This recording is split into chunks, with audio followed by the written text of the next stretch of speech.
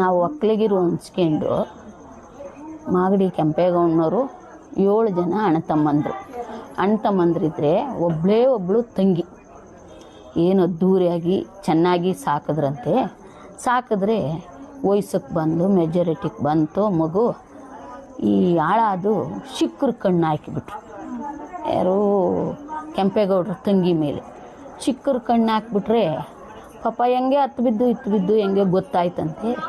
ಗೊತ್ತಾದರೆ ಏನು ಮಾಡೋದು, ಹಿಂಗೆ ಚಿಕ್ಕರು ಇವತ್ತು ನಮ್ಮ ಮನೆಗೆ ಬಂದುಬಿಡ್ತಾರೆ, ನುಗ್ಗಿಬಿಡ್ತಾರೆ ಅಂದುಬಿಟ್ಟಿದ್ದು. ಅರಮನೆಗೆಲ್ಲ ಲೈಟ್ಗಳು ಹಾಕ್ಬಿಟ್ಟಿದ್ದು, ನಾಯಿಗಳನ್ನೆಲ್ಲ ಬಿಟ್ಬಿಟ್ಟಿದ್ದು. ತಂಗಿನ ಕುತ್ತರಿಸ್ಕೊಂಡು 7 ಜನ ಅಣ್ಣ ತಮ್ಮಂದ್ರೂ ಕುದುರೆಗಳ ಮ್ಯಾಗ ಕುತ್ತರಿಸ್ಕೊಂಡು ಹೊಲ್ಟುಬಿಟ್ರೆ ಏನು ಇವರು ಸಿಕ್ಕರ್ಕೆ ಹೆಂಗೆ ಗೊತ್ತಾಗ್ಬಿಡ್ತು, ಅವ್ರು ಹಿಂದಾಡಿ ಹೊಲ್ಟುಬಿಟ್ರಂತೆ.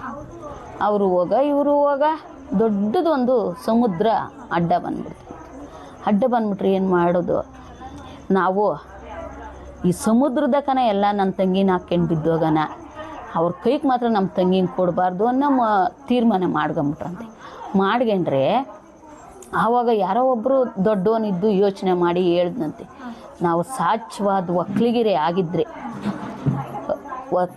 ಆದರೆ ಇವತ್ತು ನಮ್ಗೆ ದಾರಿ ಬಿಟ್ಟರೆ 10 ವರ್ಷಕ್ಕೊಂದ್ಸತಿ ಬಣ್ದೇವರು ಅಂತ, ವರ್ಷಕ್ಕೊಂದ್ಸತಿ ಹೊಸದೇವರು ಅಂತ ಮಾಡ್ತೀರಿ ಅಂದಂತೆ.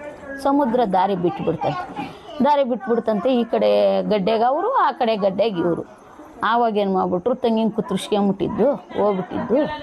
ಒಳ್ಳೆ ಅನುಕೂಲವಾದ ಸಂಸಾರಕ್ಕೆ ಒಕ್ಕಲಿಗರಿಗೆ ಕೊಟ್ಟು ಮದುವೆ ಮಾಡಿ ಅವರು 7 ಜನ 7 ಕಡೆ ದೇವನಹಳ್ಳಿಯಾಗ ಒಬ್ಬರು, ಆವತ್ಯಾಗ ಒಬ್ಬರು, ಹಿಂಗೆ ಅಲ್ಲೊಬ್ಬರು ಇಲ್ಲೊಬ್ಬರು ಎಲ್ಲ ನೆಲೆ ಊರ್ಕೊಂಡು.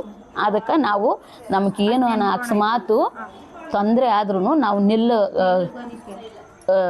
ಗಂಗೆ ಹತ್ರ ಹೋಗಿ ಪೂಜೆ ಮಾಡ್ಕೊಂಬತ್ತೀರಿ.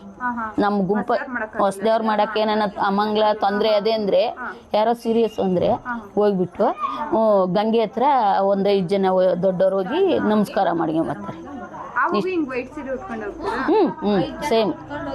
ಅಯ್ಯೋ 1-5 ಜನ ಗಂಗೆಗೆ ನಮಸ್ಕಾರ ಮಾಡ್ಕೊಂಬಂದ್ಬಿಟ್ರೆ ಅಲ್ಲಿಗೆ ನಮ್ಮದು ಪರಿಹಾರ ಆಯಿತು.